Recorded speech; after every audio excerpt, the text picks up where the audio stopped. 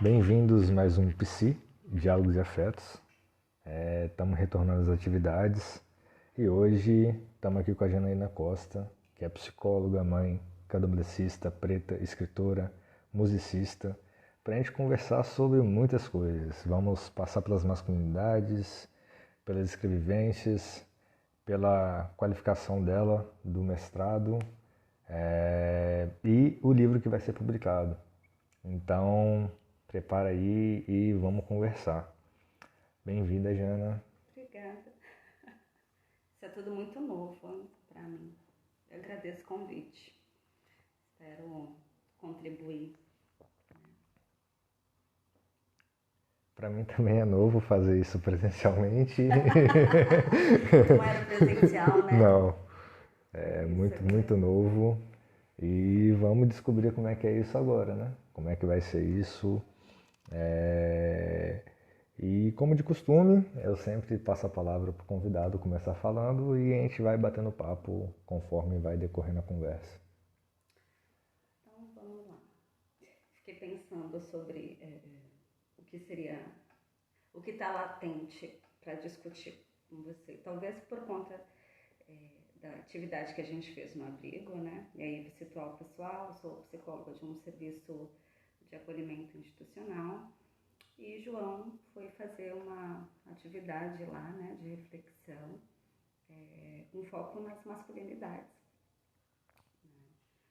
E foi bastante calorosa, né? Teve muitas tensões, e as tensões elas duraram, né, o dia todo, assim, foi muito interessante. Né? Ainda após saída de vocês, sua e do Diego. A equipe, as colegas de trabalho, né, vieram trazendo devagarzinho, a cada momento diferente do dia, um algo que foi dito por eles, que foi refletido em cima daquilo que foi discutido, né. Então a gente sabe que teve muito proveito. E eu lembro de uma vez que eu falei com uma amiga, assistente social, ela trabalhou comigo em Conceição da Barra, e eu falei para ela que era importante para mim conversar sobre as masculinidades tóxicas com os homens. Ela falou que possivelmente eu compraria uma briga muito grande com feministas até, né? Porque eu não sei, foi o que ela trouxe para mim, né? Uhum. Porque vamos ensinar mais uma vez, né? Continuar um movimento de ensinos e cuidados, enfim, né? Mas ainda que ela tenha trazido isso, e eu entendo, né, o que ela e tantas outras querem dizer com isso, eu continuo achando que é muito importante falar sobre. Por quê? Esses últimos dias eu tenho sido atravessada pelas lembranças de um dos motivos pelo qual eu acho isso importante. Eu tinha um namorado. Eu tinha 15 anos, né? Meu primeiro namoradinho da adolescência, né? Quando a gente tinha, porque durou 3 anos, quando a gente tinha 2 anos de namoro, eu conheci uma menina e acabou com a minha vida. Foi muita ilusão ao primeiro olhar, assim, saca? Eu passei 1 ano completamente apaixonada por essa menina. E a missão da vida dela era converter héteras. E ela conseguiu, obviamente. Eu terminei o namoro, sei lá por qual motivo, né? E 3 dias depois que eu tinha terminado o namoro, ela estava na minha casa. Muito sacana, né? Não ficamos por muito tempo, mas eu naquele período eu descobri uma homossexualidade em mim. Tanto que eu fiquei muitos anos sem ficar com um homem, né? Até eu entender a bissexualidade, enfim. E esse ex-namorado me pediu para voltar. Só que ele me pediu para voltar no momento em que eu já estava completamente embebida pela paixão pela Roberta, né? E eu sinto que eu humilhei ele, né? Acho que eu feri o que é de masculino ensinado, né? E não só eu, várias outras pessoas do nosso núcleo falaram pra ele que era uma foda maldada, né? Que ele não tinha feito direito, todas aquelas coisas escrotas, né? E eu sei que isso o feriu. Ok, beleza, passou, nunca mais nos vimos. Isso faz 20 anos, né? Mais de 20 anos. No ano passado eu estava numa ligação de vídeo com uma amiga que fez parte desse núcleo lá de São Vicente, né, e tudo. Eu sou de São Vicente, litoral de São Paulo. E ela me contou aleatoriamente e sem querer que ele tinha morrido, né? E aí eu, como assim? E aí ela me explicou que ele tinha...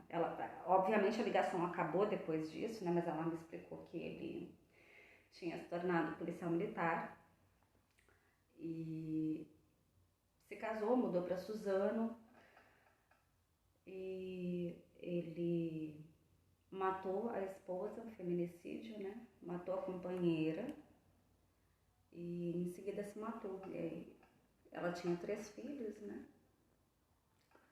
E isso foi televisionado e tudo mais. E quando ela me trouxe isso, eu fiquei completamente desnorteada, assim. Uhum.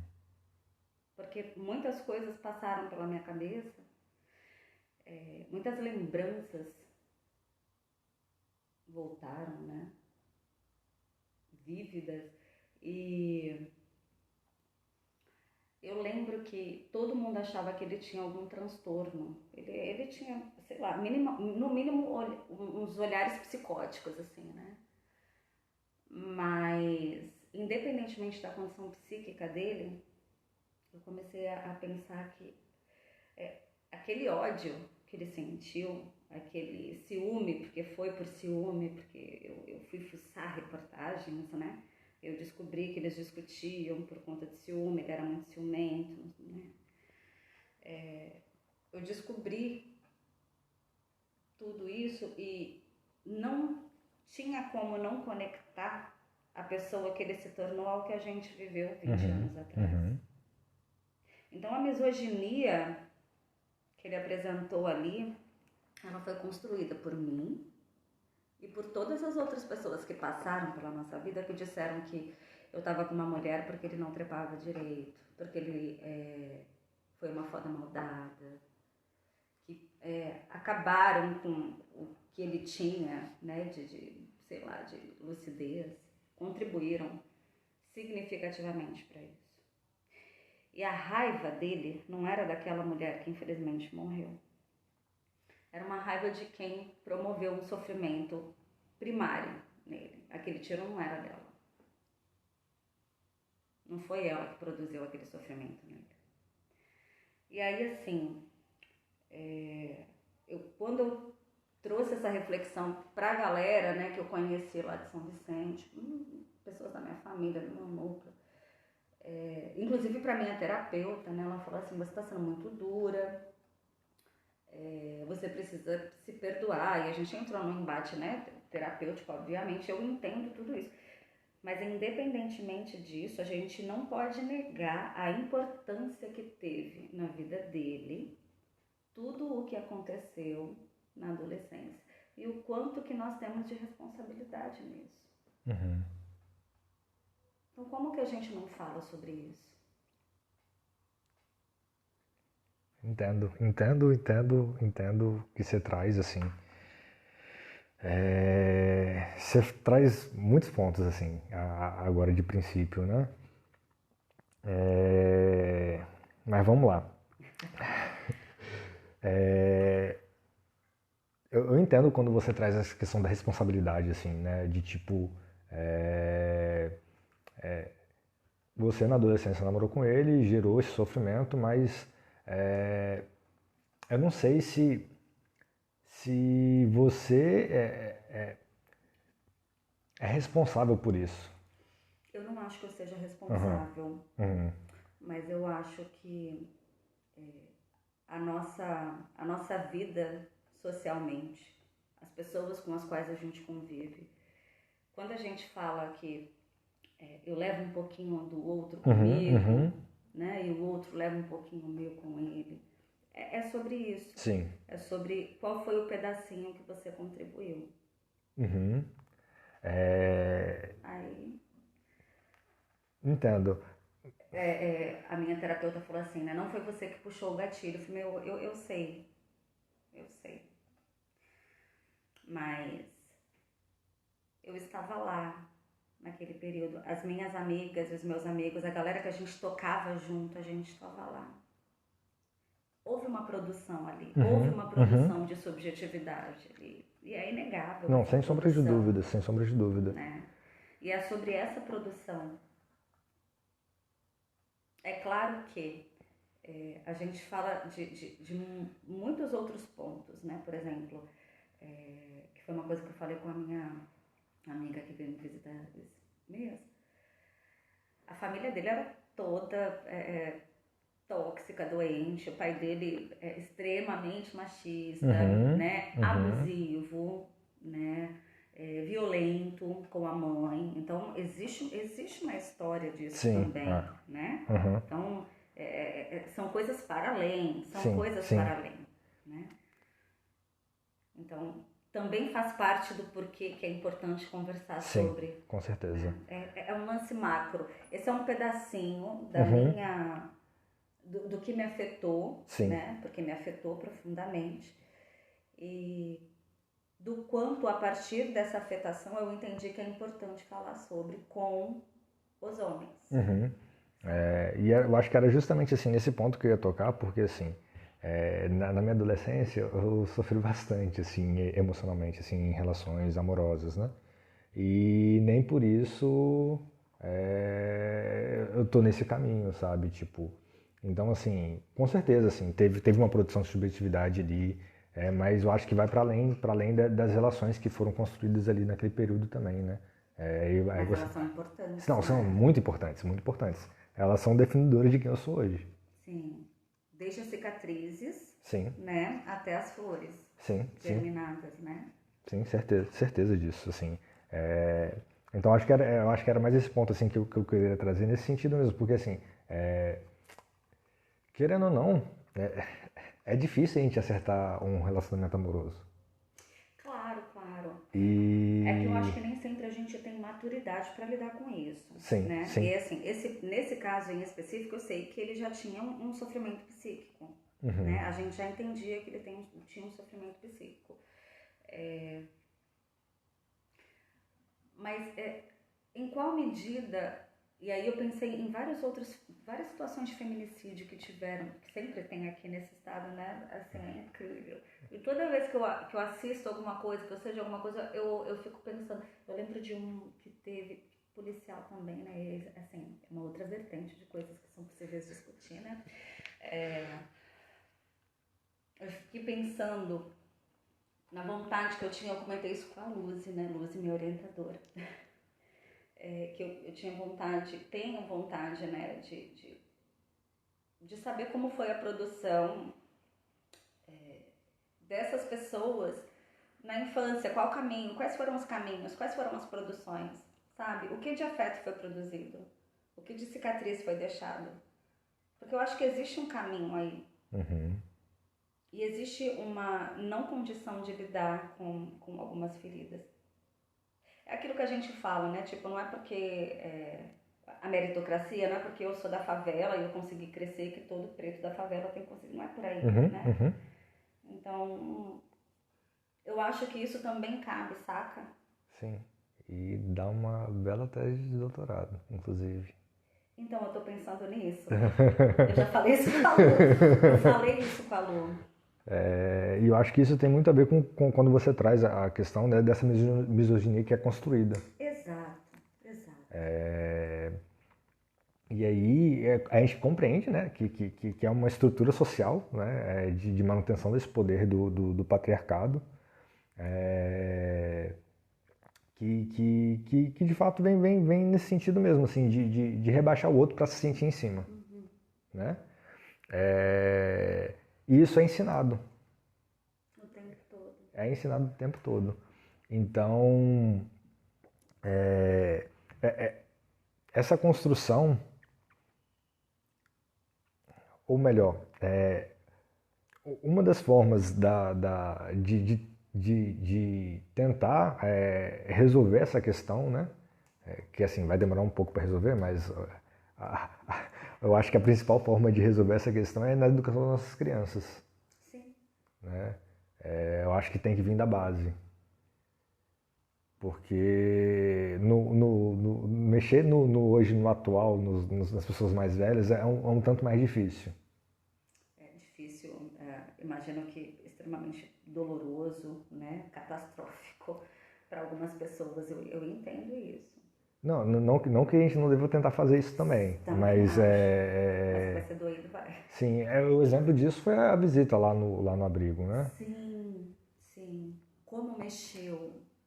Gente, como tirou a galera assim, ó, da casinha. Sim, e além, a gente estava falando assim de homens, né? E eles estavam se doendo completamente. Não, mas eu não sou assim, eu nunca fiz isso. Tá, beleza, você nunca fez isso, mas em geral as pessoas, os homens fazem. Ah, mas nem todo homem. Eu sim, nem todo homem, é sempre um homem. E aí quando eles fazem eu nunca fiz isso, quando eles trazem, né, eu nunca fiz isso, é sobre eu não reconhecer o que se faz também. Sim, com certeza. Certamente Já fez? fizeram. Aham. Certamente. Né? Eu tava falando, um monte de coisa na cabeça assim. Tava falando com a Lu sobre isso, né? Porque eu sou mãe de menino, né, cara? Então, assim, eu lembro que uma vez até uma amiga psi também me perguntou, nossa, como é que é pra você ter todo esse histórico com homens, né? De abuso sexual, violências, né? E você ser mãe de um menino. E aí eu parei e pensei, eu não sei como é que é isso. Porque meu filho era muito pequeno ainda, né? Quando ela me fez essa pergunta, ele era um bebê. E essa pergunta fica ruminando há 9 anos na minha cabeça, assim. Como é que é ser mãe de um menino? E, cara, é extremamente difícil, porque isso que eu tô falando, isso que a gente tá conversando aqui, são coisas que eu levo todos os dias pro meu filho. E as pessoas que me ouvem falando isso, falam, você é muito dura com ele. Cara, eu não sou dura, eu não quero que ele seja um homem como todos os outros homens que eu conheci. Se eu tenho uma responsabilidade com meu filho, é de fazer com que ele seja um homem completo. E eu falo todo dia isso pra ele. Desejo que você seja um homem completamente diferente de todos os homens que eu já conheci, inclusive seu pai. Todos. E aí, assim, é um puta trabalho, né? E aí a gente entra também naquilo que eu te falei com relação a quando eu chamei vocês para ir levar a discussão no abrigo, né? Que lugar eu tenho para falar com ele sobre isso, assim? Porque eu penso nisso também, né? Eu sou uma mulher cis e ele é um homem cis, né? Como que vai ser visto? Como que vai ser entendido esses elementos, essas reflexões e tal? Mas enfim, a gente começa, né? Fazer a gente faz. Sim. E eu acho que é isso, pequenos passos mesmo, assim, né? A gente tem um longuíssimo caminho pela frente, mas uma hora a gente tem que começar. É isso, começar de algum lugar. Falei pra Lu que eu queria escrever sobre tudo isso, né? Eu sendo mãe de menino, né? Conversar com os outros meninos. Ela me sugeriu fazer um livro infantil. Né? É uma boa também. Eu tô namorando essa ideia, tô flertando com essa ideia. Porque, né, vai aqui.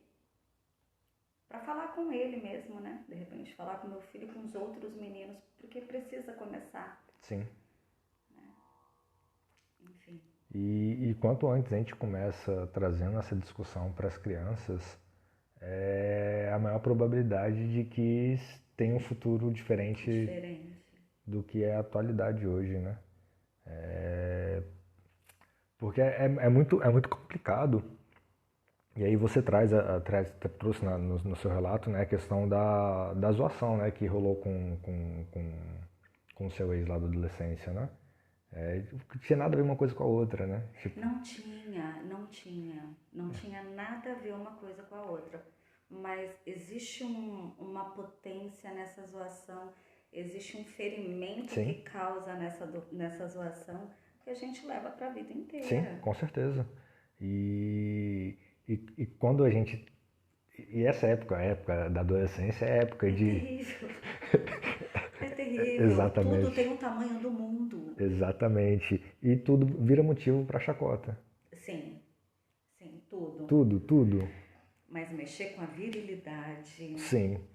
Mas isso num contexto onde esse homem é criado, onde a civilidade é tudo. Sim, Sem a civilidade exatamente. ainda é nada, né? Sim.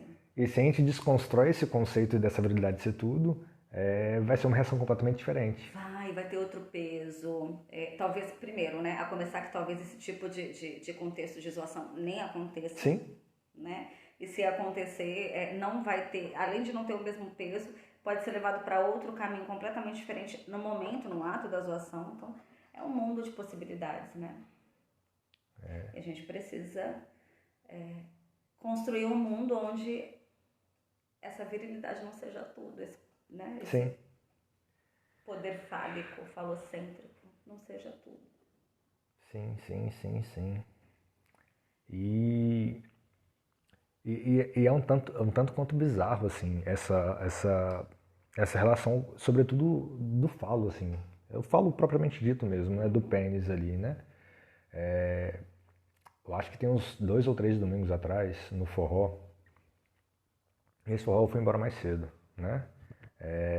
Mas logo depois que eu fui embora, tava quase no final também, né? Mas logo depois que eu fui embora, rolou uma situação muito bizarra assim, extremamente bizarra. Um cara tava dançando e tirou o pau pra fora e começou a se tocar, dançando com a pessoa, assim, bizarramente, assim, na cara dura, Como no meio do rolê. assim? Então, assim,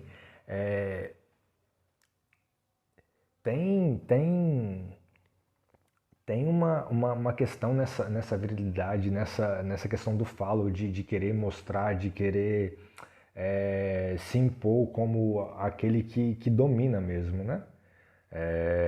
E logo depois desse acontecimento, né, gerou uma repercussão assim no meio do forró e assim era unânime as pessoas dizendo que se sentiam muito desconfortável dançando com ele, quando dançaram com ele, dançavam uma vez ou outra para nunca mais, né? É, e é muito nesse sentido, né? No sentido dele querer, tipo, mesmo que nessas danças ele não tenha feito esse ato, né? O modo como que ele dança refletia essa misoginia, esse machismo que está estruturado ali, né? E além disso ele se sentiu no direito de ir no meio do forró com muitas pessoas, Olha só, colocar o próprio pra fora, né? eu não lido bem com essas coisas. Eu super pegava uma faca e. Ai, eu não. Gente, eu não. Sim, é Porque revoltante. isso, assim, me tira do sério, gente. Como assim? Exatamente. Como assim, né? Aí, dentre os comentários assim que surgiram, né? Tipo, fala assim, não, ele deve ter algum problema.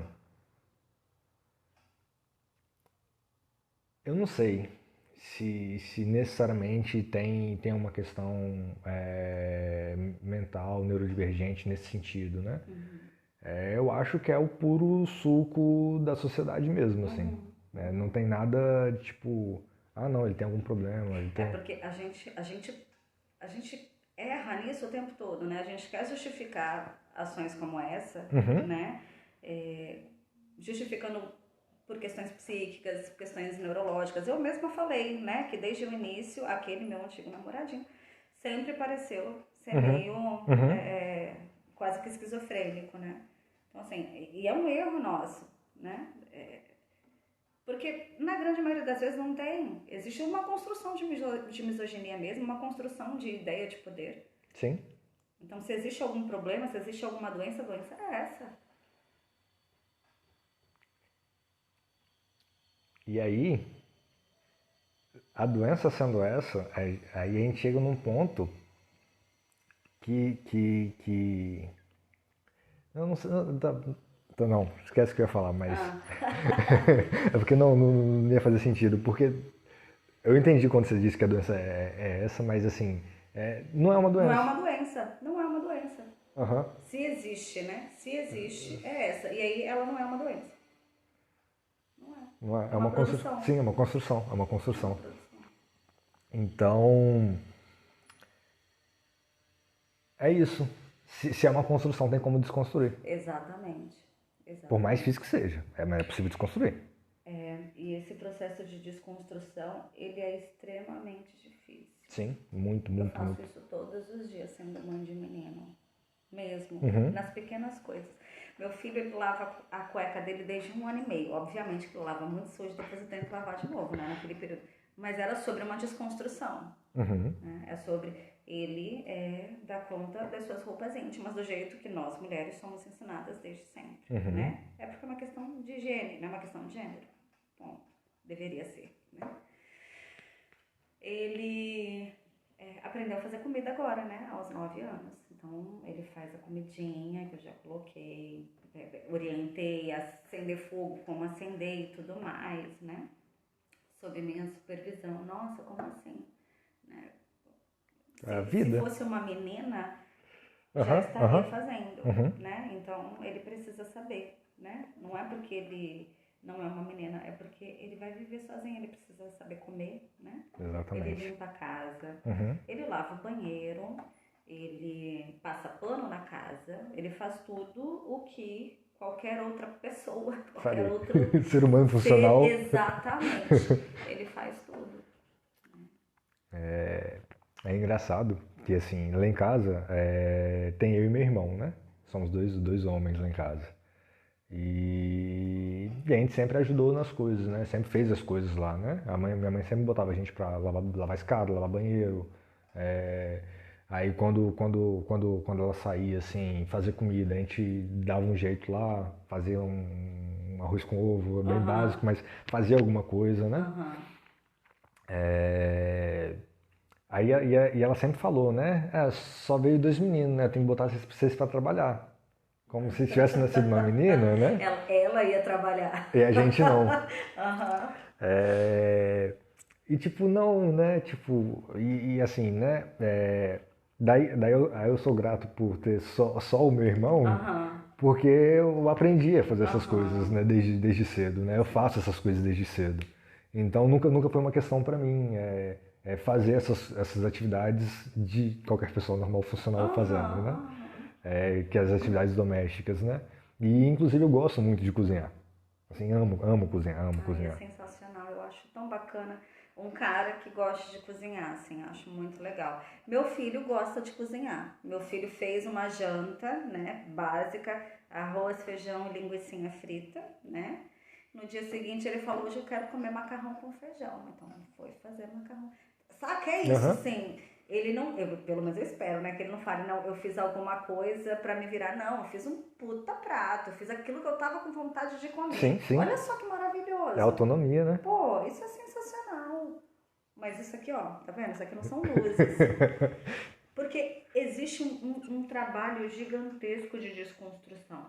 Por exemplo, agora não mais, porque ele tem um outro nível de compreensão, né? Mas ele, quando era mais novo, era tipo, eu dar um exemplo, né? É como se eu desse um banho nele, e aí quando ele saísse literalmente da minha porta, tivesse uma chuva de lama e ele tava Uhum. todo sujo de novo. Toda vez que ele ia pra babá, toda vez que ele ia pra casa do pai dele, existia a sensação que eu tinha, né? Que era um apagar completamente qualquer tipo de reflexão que eu tenha feito com ele, que a gente tenha produzido juntos. Uhum.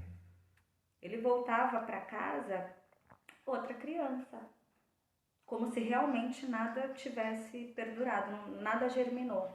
Uhum. Então, é muito trabalhoso desconstruir. Sim. Só que é extremamente necessário. Uhum. Extremamente necessário. E aí eu sinto, quando eu vejo algumas amigas mães de meninos, né, fazerem algumas produções que são comuns, né, que só alimentam a construção, ainda que elas não se deem conta, saca? Mas existe uma produção de alimentar, assim. Eu fico incomodada, mas sendo mãe eu aprendi que a gente não mexe na maternidade alheia, não. Porque já gera culpa pra cacete, né? Não vamos produzir mais culpa na irmã, não. Sem condições. Mas que é trabalhoso. Aí as pessoas falam assim, nossa, ainda bem que veio o menino, né? Porque eu ouço isso, né? Ah, você é mãe de menina. Ah, menina é mais fácil, né? Mais fácil aonde? Cara, não tem dimensão do que elas estão falando. Toda vez que eu ouço isso, nossa, ser mãe de menina é muito mais fácil. Cara, eu não consigo entender. Quer dizer, eu sei de onde elas tiraram isso, mas eu não consigo aceitar. Porque não faz sentido. Pra mim seria muito mais simples ser mãe de menina. Por quê? Porque eu ia mostrar pra ela, assim, tá vendo isso daqui que eu sou? Que eu falo palavrão, que eu peido, arroto, faço tudo. Tu pode ser tudo isso que tu quiser. Vai ser contra geral, porque, ó, eles dizem que a gente não pode, tá? Seria muito mais simples. Agora eu tenho que pegar um cara, um mini cara, eu tenho que pegar um mini cara e falar assim, ó, tá vendo isso daqui que todos os outros caras fazem? Não é legal. Porra, como assim? É muito trabalhoso, meu. É muito difícil. Sabe aquilo que inclusive teu pai faz? Meu, não é bacana. Como assim? É muito difícil. É muito difícil. Aí a minha família que veio, né? Como eu tenho uma questão com a maternidade, né? Assim, de cobrança, de culpa materna, né? Eu amo ser mãe, embora não ame ser mãe o tempo todo, né? Mas eu tenho uma cobrança, assim, uma questão com a maternidade. E aí ela fala pra mim, as pessoas que sabem disso sempre falam pra mim, né? Quando me veem junto com meu filho, você tá fazendo um ótimo trabalho. Porque é isso, assim, mesmo, né? Não é uma função trabalhista e tal, mas é um trabalho integral mesmo, na real. Porque desconstruir aquilo que ele praticamente já saiu da minha barriga sabendo ser, como que a gente faz isso? Saca? Aí quando elas falam isso eu fico feliz. Meu lado mãe, sabe? Ai, que bom. É mó rolezão, cara, mó rolezão. Sim, sim. E é bem complexo mesmo, assim, porque é isso. Quando você fala da questão de quando você dava um banho nele e ele ia pra fora, voltava sujo de lama, né? Por mais que a gente faça todo o trabalho do mundo, a gente consegue ter esse controle dentro de casa. O fora, aí é outros 500. Cara, e aí assim, eu fico pensando, não é exatamente sobre controle, né? Não, não mesmo. Embora eu tenha uma questão com controle também, né? Uma pessoa em terapia é outra coisa, né? Ela sabe exatamente quais são suas sombras, né? Mas assim, por exemplo, teve uma vez, ele tinha 2 aninhos. Eu fui buscá-lo numa babá. Ele tava chorando muito, não sei se ele tava com dor, eu não lembro. E aí a babá falou assim, por que você tá chorando? Você não é macho? Homem não chora. E aí eu fiquei, saca assim, tipo, estatelada. Aí eu peguei, puxei meu filho assim, na hora, né, do colo dela e falei assim, chora sim, o homem chora sim, ele vai chorar sempre que ele quiser. Eu não trabalho com essas coisas na minha casa não trabalho com essa vertente na minha casa não, então você não reproduz isso não, tá? Aí depois que eu saí, eu fiquei pensando, gente, eu falei assim com a babá, eu não podia ter falado assim com a babá, porque eu preciso dela todo dia pra tomar conta do meu filho.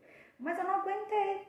É pequeno, é singelo, mas que traz toda uma produção. Sim. Que a gente sabe. Qual foi aquele The Mask We Live In, né?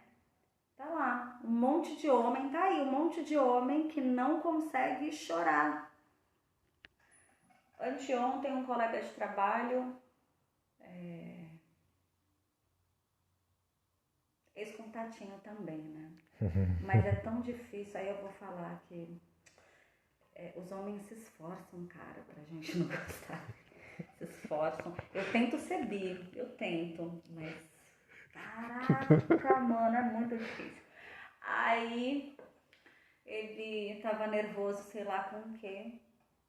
Deu um soco na parede. Eu não vi essa cena, né, linda? Meu Deus. Deu um soco. Aí subiu na cozinha, né, lá, e foi mostrar pra outra cuidadora, ó. Ai, nem sei por que eu fiz isso, pelo amor de Deus, vai. Aí levantei, olhei pra minha amiga cozinheira, né, que também já foi contatinho. A gente solteira até agora. Aí eu falei assim, olha só, falei a mesma coisa que eu falei aqui, eu tento ser bi, tá, mas os homens não ajudam, não. Tá difícil mesmo. Aí ela falou assim, mas amiga, eu já não te falei que não é pra não é pra tu, porque não tem condição. E aí, fez isso por quê? Não, mas era nesse ponto que eu ia falar. Fez isso por quê? Deu um soco por quê? Porque não aprendeu a lidar com seus sentimentos. Sim. É isso que gera, é isso que promove. Divertidamente, o filme. Sim. Gente, é uma surra. Toda vez que eu assisto esse filme eu choro. Primeiro porque eu fico pensando quais são as cores das memórias que eu produzi no meu filho. Mas como é que é a cabeça do pai do filme? Ela é dominada por quem, né? Regida por qual sentimento? Pela raiva. A raiva. É a raiva. A gente produz homens cis controlados pela raiva. Sim. Que tá frustrado na vida e não consegue chorar. Tem que dar um soco na parede.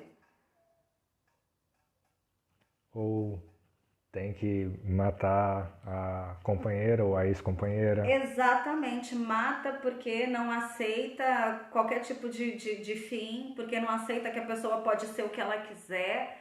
Porque não sabe lidar com seus sentimentos. Exatamente esse é o ponto. E é isso mesmo, assim, né?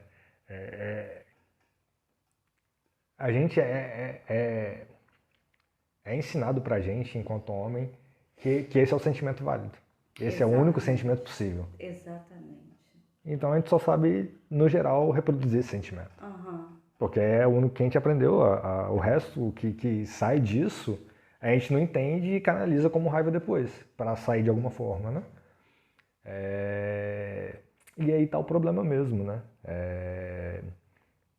E você falando assim, meu irmão teve um filho agora, né? Recente, ele fez 6 meses.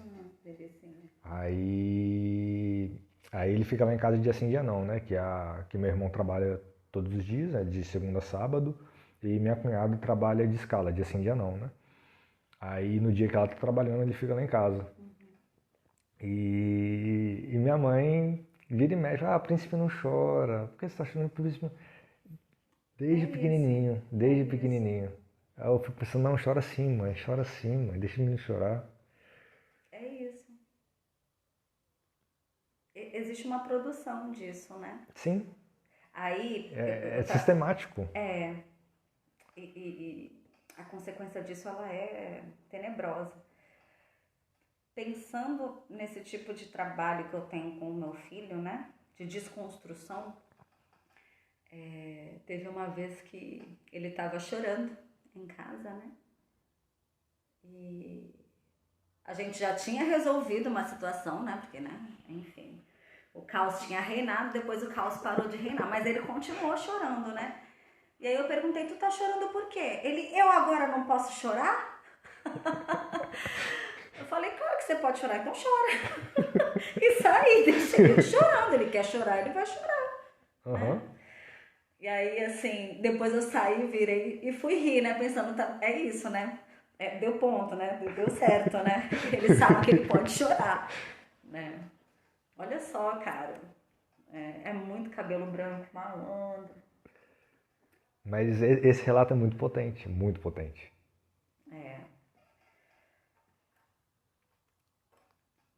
Porque a gente vê que é possível. É possível sim. Assim, né? Por mais que pareça no ramo da impossibilidade de estar muito distante, mas não tá muito perto e tá no agora, né? Tá perto, é possível, é super trabalhoso, mas é possível, assim. Eu tenho situações, né, de casa, assim, que me deixam muito orgulhosas. Dele e de mim, né? Que eu preciso reconhecer que, né, mérito meu também. Né? Olha, processo terapêutico aí, né?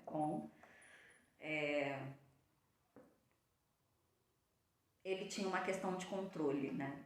Assim, que eu não podia fazer nada se ele não estivesse em casa, porque ele vai quinzenalmente para casa do pai dele e eu fico sozinha, né, em tese. Mas que sair, ir à praia, fazer qualquer coisa sem ele, não pode, né? E eu comecei a trabalhar nisso com ele um pouco mais de idade, na medida em que ele foi adquirindo, né, essa consciência. Falei, cara, você não sai, você vai pra casa do seu pai, eu posso fazer o que eu quiser. Eu sou adulta, né? Não é por aí. E aí, a gente se fala todos os dias, né? E teve uma vez, poucas semanas atrás, ele viu o biquíni em cima no banheiro. Aí ele me perguntou, mãe, a senhora foi na piscina? Eu falei, não, eu fui na praia. Ah, que legal, que bom que a senhora foi na praia, porque a senhora pode ir pra onde a senhora quiser, né? Eu falei, eu sei. É isso, assim, aí, né? É pequeno, pode não parecer nada, mas significa... Faz toda a diferença. Faz toda a diferença. E assim, né? Ele tá com 9 anos. 9 anos. Quando ele tiver mais velho, quando ele entrar num relacionamento, o relacionamento com essa pessoa vai ser completamente diferente desse relacionamento Dos relacionamentos que nós tivemos, cara. Exatamente. Você e eu tivemos. Vai ser outra coisa. Porque ele tem uma percepção de mundo completamente diferente. É o que eu espero. É o que a gente... A gente tá trabalhando pra isso. A gente tá trabalhando pra isso. E é isso, assim, é potente isso, assim, né? E volta àquilo que eu falei, né? O trabalho tem que ser na base mesmo. Tem que ser da base. Ontem eu estava assistindo Angry Birds 2, né? Eu sei que teve alguma fala lá que sei lá, não sei quem era. Ah, e que você tá igual a macho? Aí ele, é isso mesmo, cara machista, que é isso? Nananana. Fiquei assim, tá bom então. Cara, é isso. São uns caminhos. Talvez eu para continuar isso, né, esses monte de pensamentos que eu tenho sobre como ser mãe de menino, o que é ser mãe de menino, né? Talvez eu realmente escreva mesmo, sabe? No intuito de partilhar, de compartilhar. Sim. Porque eu gostaria que isso fosse produzido por mais amigas, mães de menino também. Sabe?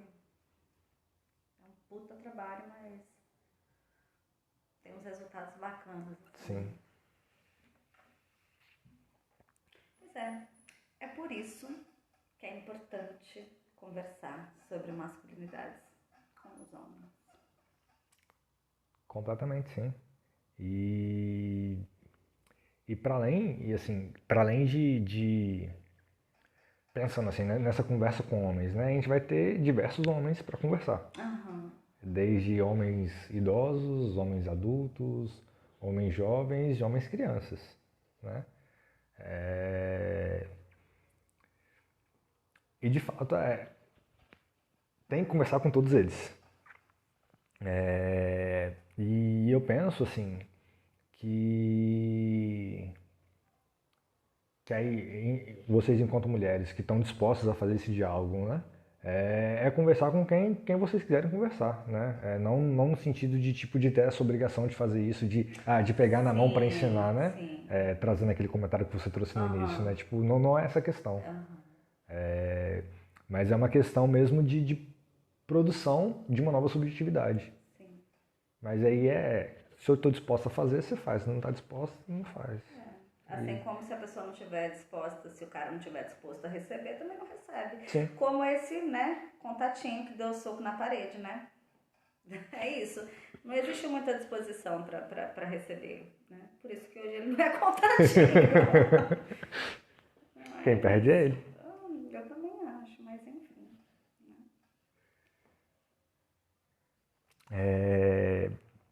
Saindo um pouco, assim, das masculinidades, assim, vamos falar um pouco da sua quali.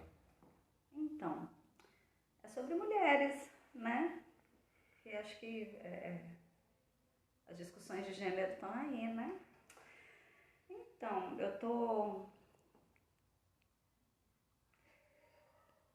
eu acho que eu vivo, estando no mestrado, eu vivo desde o início, eu vivo um período de realização, assim.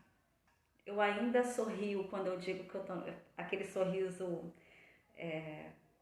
surpreso, gostoso, espontâneo, saca assim? Uhum. Porque foi uma puta jornada, né, meu, pra entrar. E eu trago sempre que eu só consegui entender o que a UFES queria na prova depois da aula inaugural com o Luiz Rufino. Até então, eu não sabia o que a UFES queria na prova, o que o PPG-Psi queria na prova, né? E como é que eu vou produzir uma prova que eu não tenho ideia do que eles querem? Porque eu não sou filha da UFES. E não produzir uma prova que eles querem invalida o meu potencial para estar no mestrado, mas invalidou durante quase 10 anos. O meu e o de várias outras pessoas, né? Sim. E eu trouxe isso na entrevista também, né? Porque eu acho que isso precisa ser pensado enquanto departamento, né? E eu sei que isso está sendo pensado, porque a Luzi já trouxe, né, que existem discussões sobre, porque precisa mesmo, né? Enfim, e aí, né, entrei e agora estamos produzindo um texto para trazer, compor junto, né, a história de mulheres pretas em situação de acolhimento institucional, né? E o texto, ele tomou uns caminhos muito bacanas, assim, né? A partir da Glória Ensaldua, né? Tu tava, né, na leitura das mentiras, Sim. né? A apresentação também, né? Tava, né? Então, tomou um caminho muito bacana com as mentiras, assim. E as mentiras, elas me tombaram pra vida, né? A ideia das mentiras que nos foram contadas e o quanto que a gente compra delas, né? A intensidade com a qual a gente as compra. E aí, Elisa Lucinda surgiu, né? Quando ela estava lançando o novo livro dela aqui. A Maia trouxe um outro livro dela, né? Que ela veio lendo. E ela leu um trecho do Avesso do Bordado, né? Eu preciso providenciar o livro, não tenho mais. Diz algo, né? Como que eu posso apresentar o meu avesso do bordado se o meu avesso do bordado, ele não se confunde com a parte da frente, né? O avesso do bordado da avó dela se confundia, era tão perfeito, né, que se confundia. E o dela não. Então, como que a gente apresenta os nossos avessos, né? Se eles não podem ser confundidos com a parte da frente. E aí, isso fica, né? Isso ficou dominando, assim.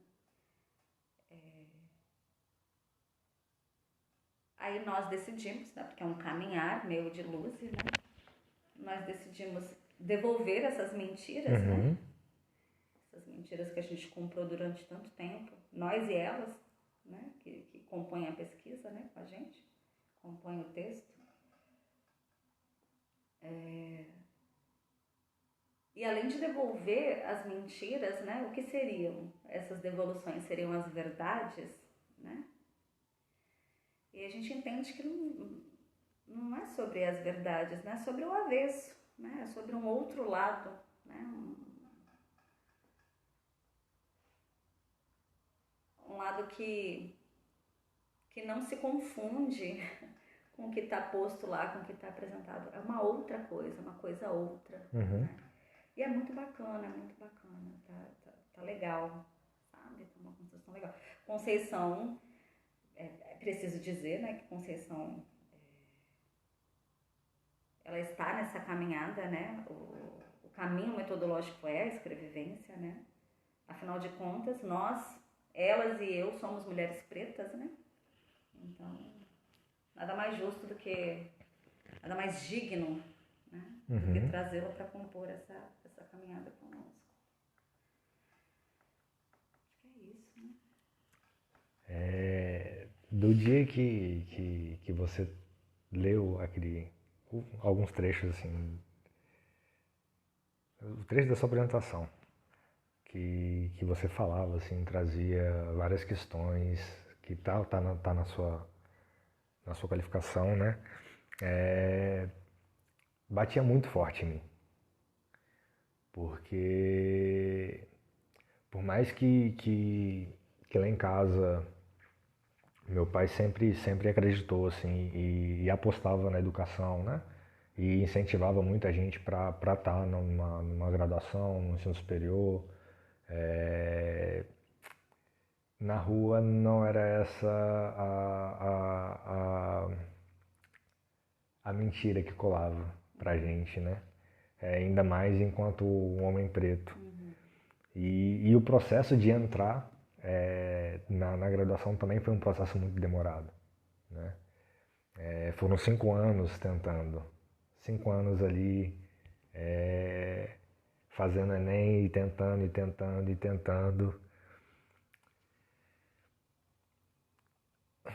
E esse sorriso que você menciona é muito real, assim, porque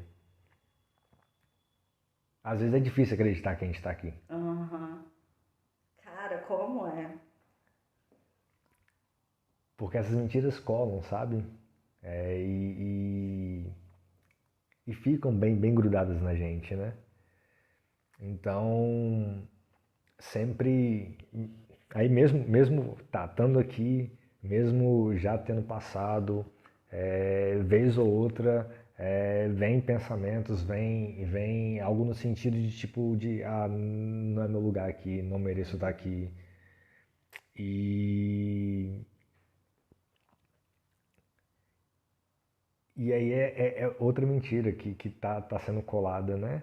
E essa mentira é trajada de verdade, né? Ela é fantasiada de verdade, né? A verdade deles. E eles vão colando e vão tentando deixar isso bem demarcado a partir do momento quando se constrói um projeto pedagógico do curso onde não tem autores negros, não tem uma discussão racial, porque eu não me vejo ali, porque isso vai ser para mim, né? Então assim essa mentira que é colada, que é imprimida assim mesmo nas paredes, na instituição, em tudo. É justamente para que a gente não esteja aqui. E no momento que a gente supera um monte dessas mentiras e entra e, e faz uma produção, e faz um trabalho, faz uma pesquisa que vai contra tudo isso, e sem deixar nenhum rigor assim de fora, sabe? Mas indo totalmente na contramão do que tá desenhado, né?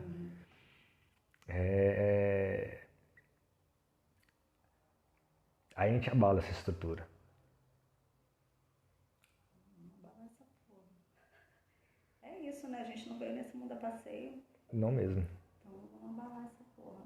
E eu me recordo, assim, né? Esse semestre eu fui bem pesado, assim, com os professores, no sentido de tensionar mesmo, assim, essas ausências, né? De tensionar a ausência da discussão racial em si. Tava tendo aula de desenvolvimento 2, né? Que é adolescência, adultez e velhice. Logo quando a gente estava na adolescência ali,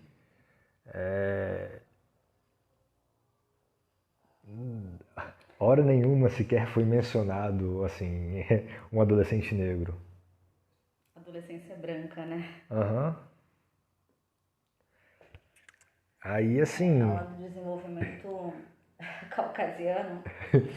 E, Porque... sim, e a gente... aí pensando, né? Ela trazendo algumas questões de tipo... é, ah, do trabalho, né? Ela trouxe algumas convidadas para falar de como é que é o trabalho nessa área de desenvolvimento, o trabalho com adolescência, e geralmente são abrigos, e geralmente são instituições, e quem estão nessas instituições? A população preta, pô. E a gente está discutindo na teoria as pessoas Não brancas. faz sentido, não é coerente, não existe Exatamente, coesão. exatamente, né? É, esse é o ponto. Porra. E esse é o ponto, né? E nessas que eu estava questionando e tensionando, né, a relação disso, né, a falta, a ausência disso com a professora, né, ela me lançou uma que não tinha nenhum artigo produzido ainda, que estava sendo produzido Cara, porque é muito recente. Mano, na moral, na moral, a gente é obrigado a engolir isso. na mo- Nossa, pô. e digo mais não, ela disse mais. Se você souber de algum, traz pra gente. Olha, Aí, não é ela que recebe uns bons mais de 10 mil aí pra fazer isso, não. É eu que tenho que fazer quanto estudante, que nem bolsa recebo.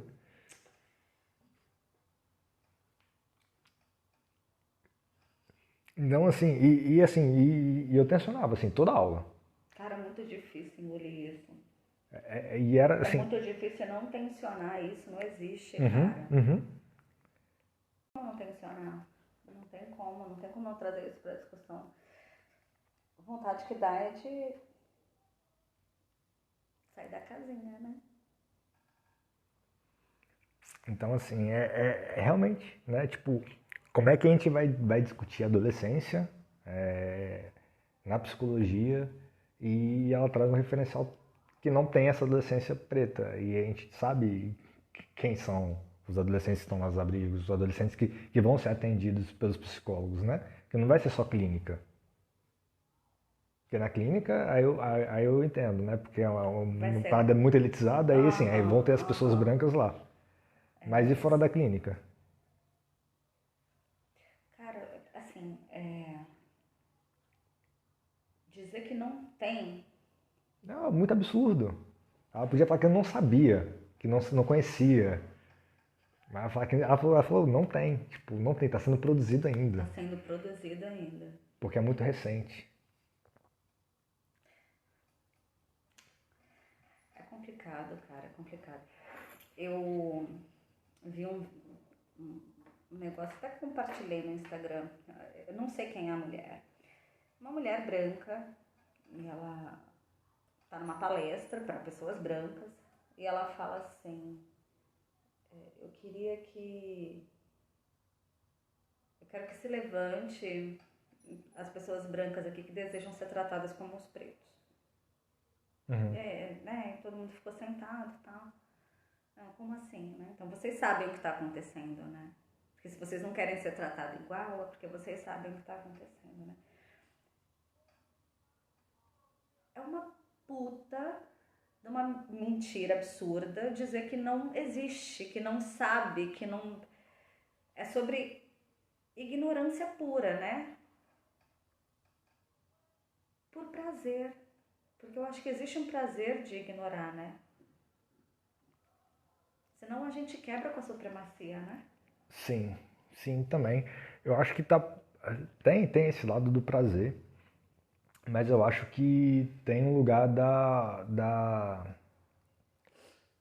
do estar cômodo mesmo, né? Eu faço isso já há 15 anos, 20 anos desse Tá jeito. confortável. Pra que eu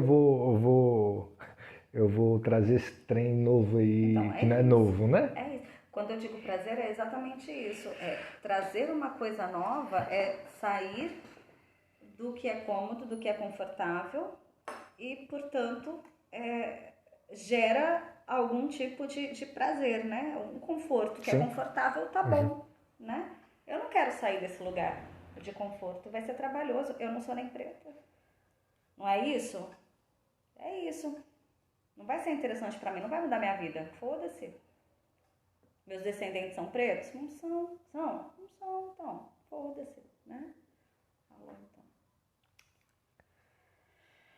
Ficar quieta. Não, e é isso, né? Aí, de outro lado, teve um professor que eu também, mesma coisa, enchendo o saco, sempre tensionando essas questões, né? E ele deu um texto de racismo muito ridículo. Escrito por uma pessoa branca, começa por aí. Nossa, igual aquela introdução da Lélia. Né? Caraca! Porra, igualzinho, não, pô. Claro que eles estão falando de nós, eles sabem mais da gente do que nós. Desse jeito. Não, mas o texto era muito, muito, muito ridículo, assim. Eu só terminei de ler ele porque eu precisava terminar de ler para debater ele de ponta a rabo na aula. Porque se não fosse isso, eu parava na terceira linha. De tão bizarro que o texto era. De tão bizarro que o texto era. E essa aula foi muito, muito, muito, muito complexa, assim, né? Que aí ficou um silêncio absoluto da turma, né? Só as pessoas negras falando com o professor, né? Discutindo a questão. Vez ou outra uma pessoa branca falou, assim, né? Normal também, é o que acontece sempre quando o assunto é racismo, né? E aí beleza, né? Tipo, mostrei ponto a ponto, assim, do que estava errado naquele texto, né?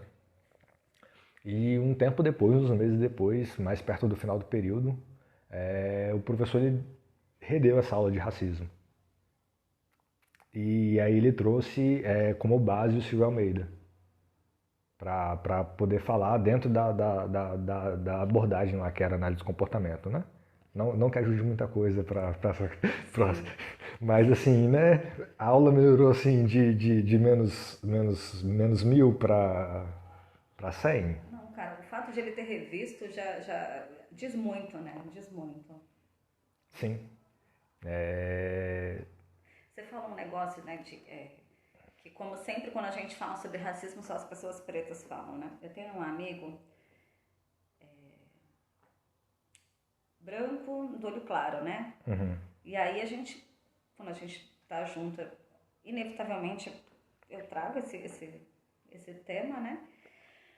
E por umas 2 vezes ele falou pra mim que ele não tinha lugar de fala, né? Quando ele vai falar, por exemplo, ele faz parte de grupos para discutir transfobia, né? Porque ele é um homem trans, mas que ele não pode falar sobre, né, um homem trans negro, porque né, ele não é negro e tal, e aí ele não fala. E eu gosto muito dele, mas acabei entrando, né, na discussão. Até usei o exemplo Giovana alguma coisa, a mulher, a mãe das crianças adotadas, né, eu não sei. Também sei o nome dela não, mas sei quem Mas é. ela. Então, ela falou, né, numa das reportagens, que ela, enquanto uma mulher branca, né, ela foi ouvida, né, e ela demonstrou ali a consciência, né, do privilégio dela de ser branca, e ela utilizou esse privilégio de ser branca para falar sobre. Então não é sobre não ter lugar de fala, né? Que a gente já traz de Jamila, poxa, né, já desenhou isso, né, cara? Não é possível. E aí eu trouxe isso para ele, falei, olha só, é importante que você fale sim, enquanto um homem trans branco, você precisa falar. Você tem um lugar de fala sim, porque senão você vai ser conivente, então, saca? As pessoas trazem essa questão do lugar de fala, né?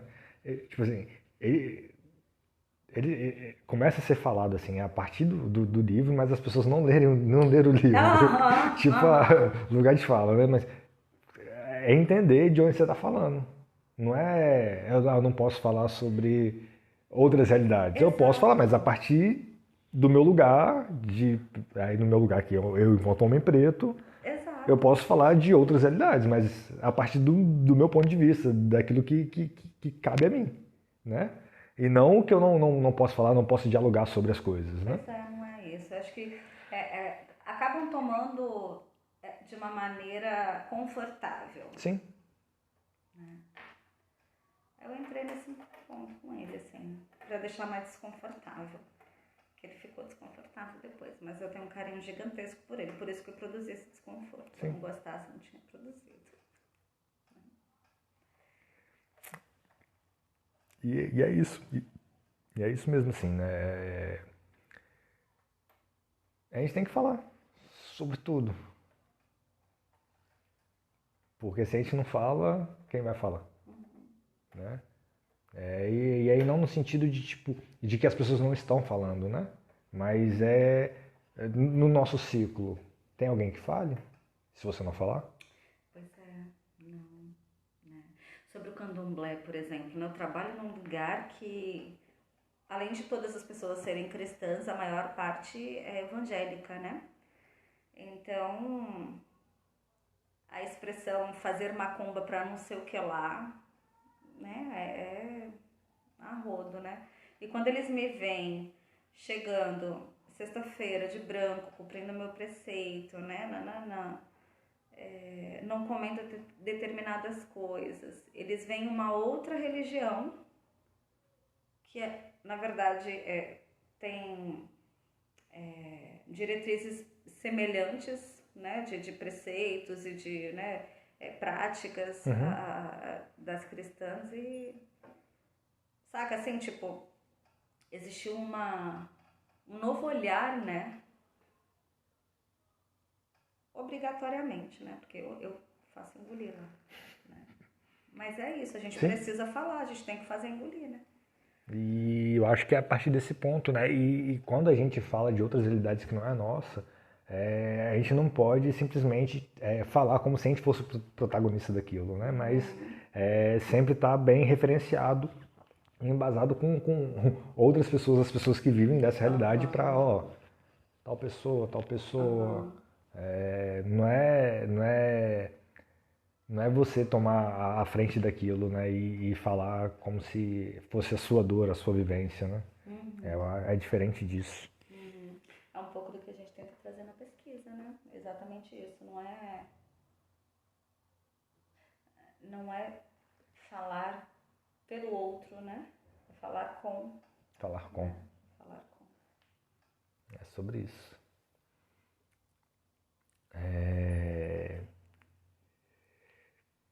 E me fala do seu livro.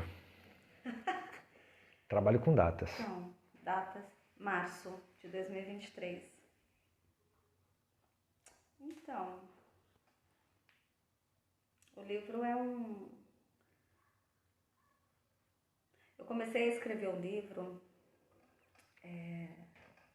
pro meu filho.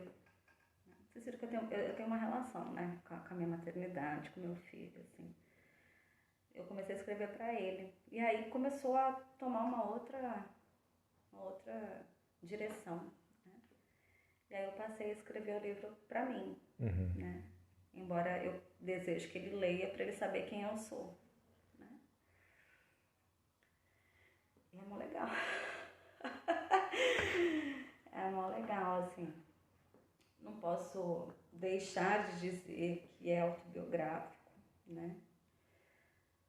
Não sei como vou lidar com isso quando ele estiver publicado, porque, tipo, um monte de gente vai saber muito sobre mim, né? E eu não sei como é que eu vou lidar com isso, mas enfim, né? Acho que eu vou saber quando ele estiver aqui, físico. Ainda que tenham elementos autobiográficos, também tem outros elementos que são quase que de satisfação alucinatória de desejo, saca, assim, né? Mas a proposta, no final das contas, né, é deixar algumas coisas registradas que foram importantes para mim.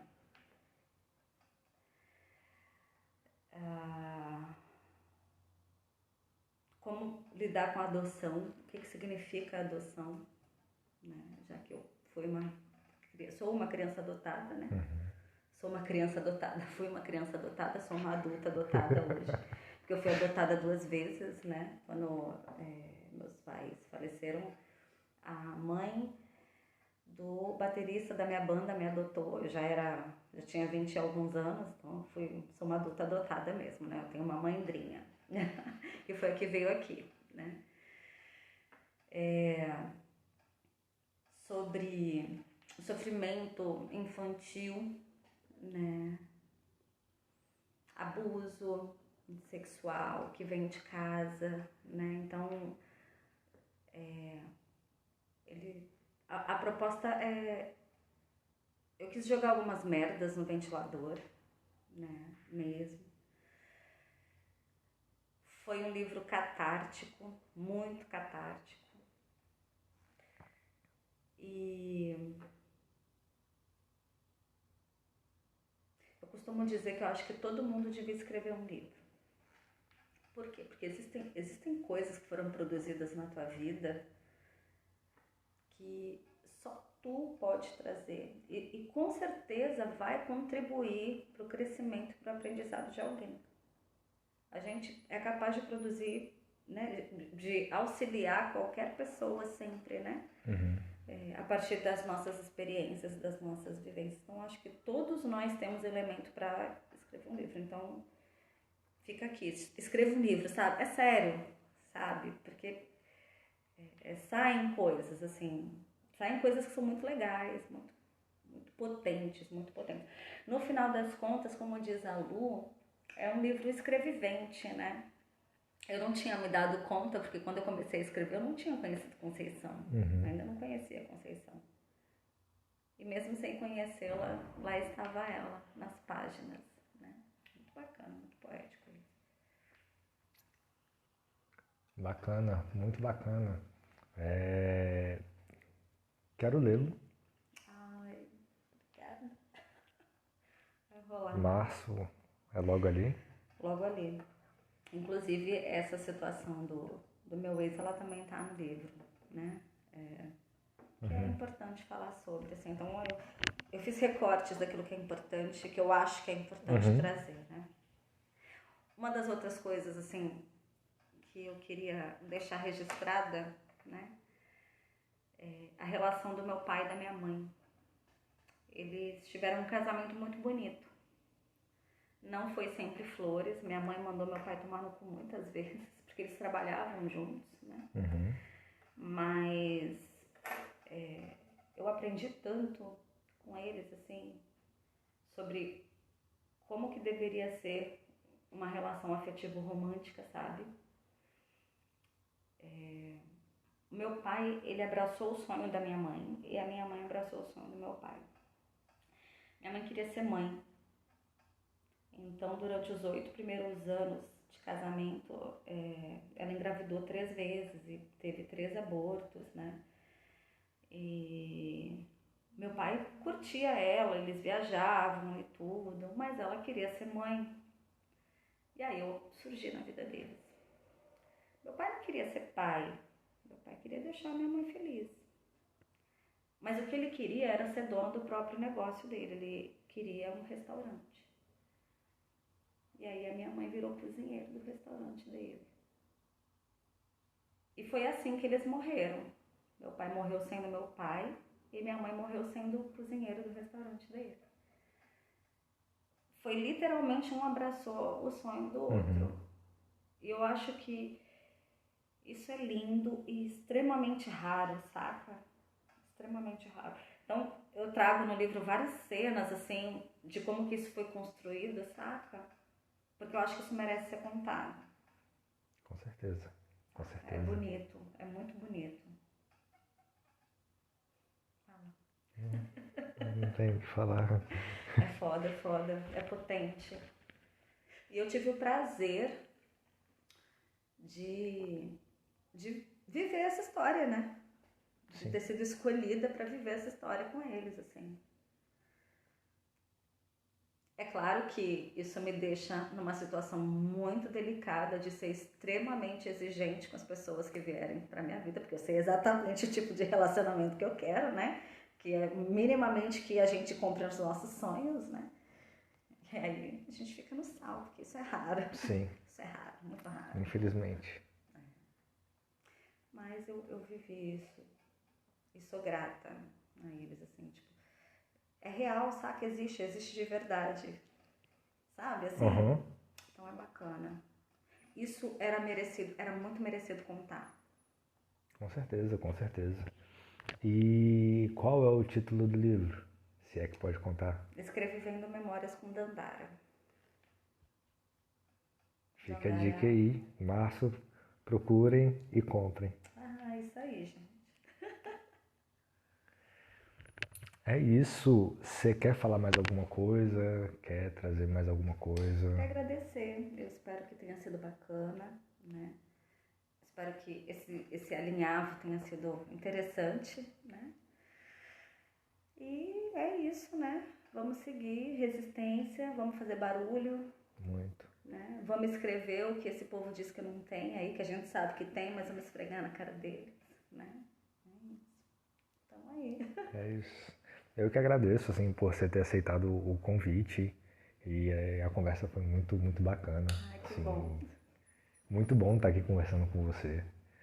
E espero que o pessoal que esteja ouvindo goste também. E é isso, assim, obrigado mesmo. E até a próxima, assim. Pode ser que surjam outros convites por aí futuramente. Bacana, legal. Obrigada. É isso. É isso, gente. Então até a próxima. Beijo, beijo.